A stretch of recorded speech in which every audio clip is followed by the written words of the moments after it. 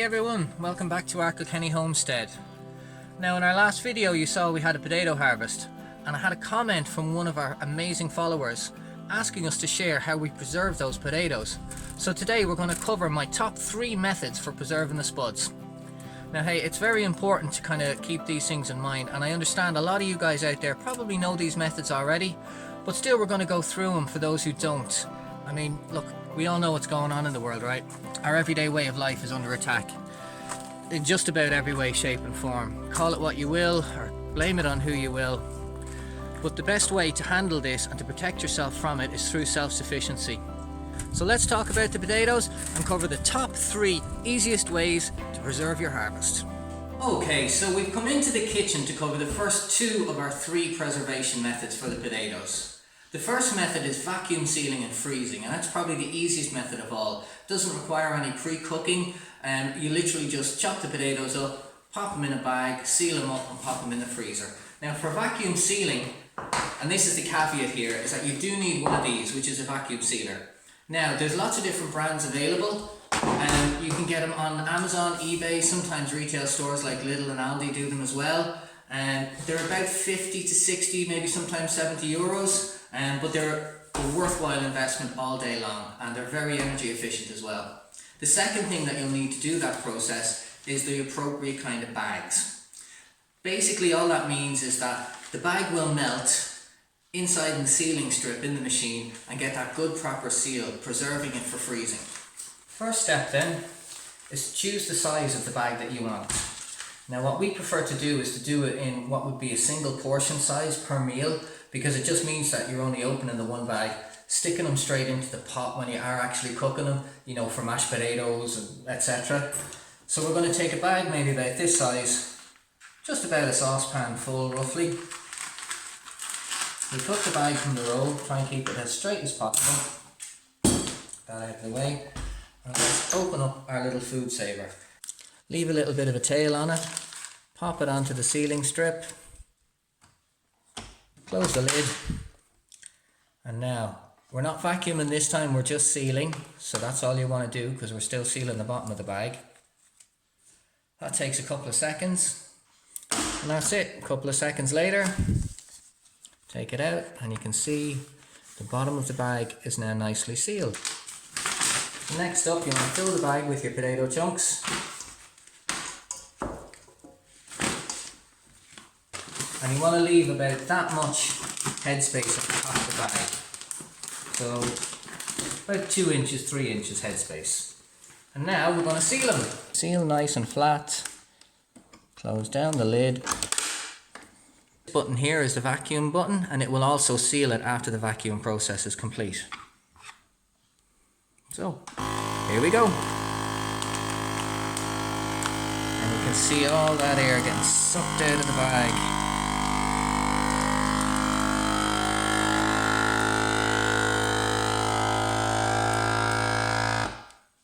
Okay, that's the vacuum process complete. And now you see the sealing light is now flashing or pulsing. And that tells us that the vacuum process is finished and it's now sealing the bag. So let's unlock it. And there you go. So not only has all of the air been sucked out of the bag, it's now got a good seal across the top. Okay, on to the next. Pressure canning, or, well, water bath canning we're going to do this time, because pressure canning takes ages. Now to do this, you are going to need some equipment. You're going to need a big pot and some heat resistant jars. So preheating the jars is the first most important step. We'll do that in a sec. The second most important step, preheating the potatoes. Now you're not cooking them, but to do this, what you do is you pop them in a pot of boiling water for about 10 minutes just to warm the potatoes so that inside the potato is also warmed. So let's get ahead and do that. Okay, so now that we've warmed up our potatoes, we've warmed up our jar, we've made sure everything's nice and clean. What we want to do now at this stage is start filling the jar. Little funnels like these can be very handy. Even though we're using the wide mouth jar, it can spill a little bit. So simply add the potatoes. Now bear in mind, these aren't fully cooked. they're just warmed, and the reason for that is to make sure that nothing bacteria related stays in the jar, because you want this to be shelf stable for as long as possible. Now once we've got our potatoes in there, the next step is to add the water. Now we're not going to add boiling water, but we're going to add very warm water to this. So the next step then is you want to take some white vinegar and some tissue paper. Put a little bit of the white vinegar on the tissue paper, and that's to clean the top rim of the jar. You want to make sure that the lid gets a great seal when you put it on there, so you want to make sure that that surface is absolutely spotless. Now, then we put our lid on, we put our ring on. So what we do now is we carefully pick up our can. Don't drop it. If I drop this now, that'll just be karma. And we bring it over to our big pot of hot water. And we simply place it into our pot, just like so. Now, with that in the pot there, you bring that to the boil and keep it on a gentle simmer for about 30-35 minutes. And then you take it out and you leave it to cool for a couple of hours. And that's the most important part of the process for canning, is the cooling process, because that's what actually seals the jars. And if you've done it all right, you will end up with something like these here. The rings are gone off them, and the lids have a good solid seal and are completely airtight. And they're good for 2 years or, well, God knows how long on the shelf, with no refrigeration and no power required to store them. They just sit on the shelf, job done.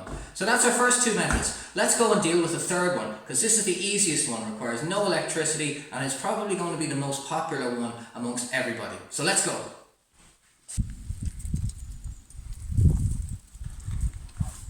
So that brings us on to method number 3, dry storage.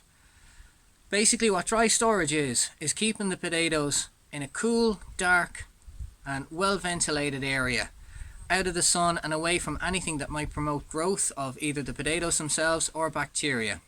Now, a couple of ways you could do this. You can build a big box like this one that I'm randomly sitting in, or you can use things like shopping crates that have the holes in the side, or make up any sort of a box you want to, and keep them in a nice, cool, dark place. But there's an important step you need to do before you put them into that storage place, and that is to sort them and dry them. So let me show you how we do that. Looking over my shoulder here behind me, you can see that all the potatoes are laid out on the floor with a very basic wooden frame that I've just built around them. Now, I've left them sit there for 2 weeks, and the reasons for that are this. During the harvesting process and after the harvesting process, you're going to find some rotten ones. You want to make sure you get all of them rotten ones out and away from the good ones before you put them into long-term storage. And some of those won't even be apparent until a couple of weeks later. And that's really the danger. You don't want those late rotten things to cost you your crop. So, like I said, these have been sat here for 2 weeks now, and I've already sorted them twice between all the different bits and moving them around. And still this morning, I'm still finding some of these yucky, disgusting ones that are starting to rot. And those are the ones you need to weed out.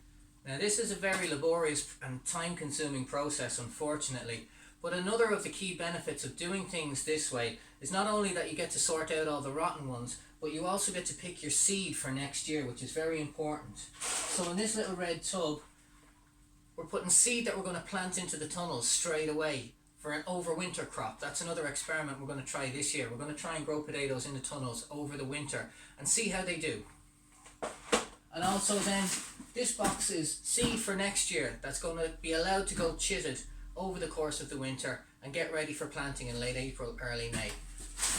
Now that I know the size of the bed above and how much seed I need, all I have to do is pick the best from this, put them in there and keep them in storage. It's not a bad idea to take a bit extra than what you actually need. So earlier this year we put in 10 kilos of seed. So what I'm going to do is I'm going to keep about 12, maybe 15 kilos of seed in case we lose any over the course of the process. And at least then we'll know there's a guaranteed 10 kilos there, ready to do all of this again next year.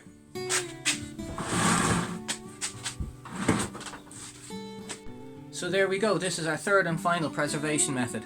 Kept in a cool, dark, but well ventilated, airy shed. Now that all the rotten ones have been sorted out, this whole box should be good. Well, I say should, might always be one that we've missed. So there you go, that's 3 different ways that you can preserve potatoes. We've had vacuum sealing and freezing, which is my favourite and the easiest. Canning, be it water bath or pressure canning. And then dry storage, which does take a bit more time and work, but ultimately costs the least amount of resources. So, if you found this video helpful or inspiring, do hit that subscribe button. Give it an old like on your way out. Y'all take care, and I'll see you in the next one.